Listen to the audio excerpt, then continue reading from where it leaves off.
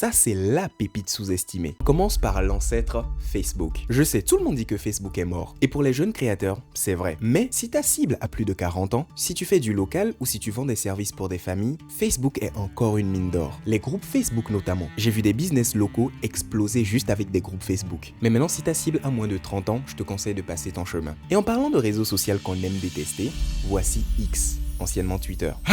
Alors que dire de X? X, c'est simplement le chaos. C'est toxique, c'est épuisant et c'est surtout imprévisible. Même si tu es dans la tech, dans la politique, le journalisme ou le B2B très pointu, il y a encore là une audience hyper engagée. Le problème, c'est que pour percer sur X, tu as besoin d'un mental d'acier pour supporter l'ambiance. Nouveau dans ma tier list, Telegram. Telegram, c'est le réseau de la confidentialité. L'avantage, c'est la sécurité des données et des conversations. Les groupes peuvent être énormes et pour certains business, c'est peut-être un avantage. L'inconvénient ici, ce sont les scammers. À cause de la confidentialité et de la sécurité des messages, Instagram est infesté d'arnaqueurs et la réputation de la plateforme en souffre. Et même si je l'utilise chaque jour, je suis obligé de le placer dans le tiers C, utile pour certains cas très spécifiques. Mais ce n'est pas un réseau social sur lequel tu peux construire ta visibilité. Ça, c'est la pépite sous-estimée. Si tu vends des produits visuels, de la déco, de la mode, du mariage, du do-it-yourself, Pinterest, c'est vraiment incroyable. Pourquoi? Parce que c'est le réseau social de l'inspiration. Il y a des gens qui y vont pour trouver des inspirations, pour se projeter, pour préparer leur prochain projet. Moi, par exemple, je traîne très souvent dessus pour avoir de l'inspiration quand je dois réaliser des visuels. Et malgré ces années, ce réseau social est loin d'être mort. C'est une vraie mine d'or pour les créatifs. Mais si tu es coach, consultant ou tu offres des services B2B, ce n'est pas ton réseau.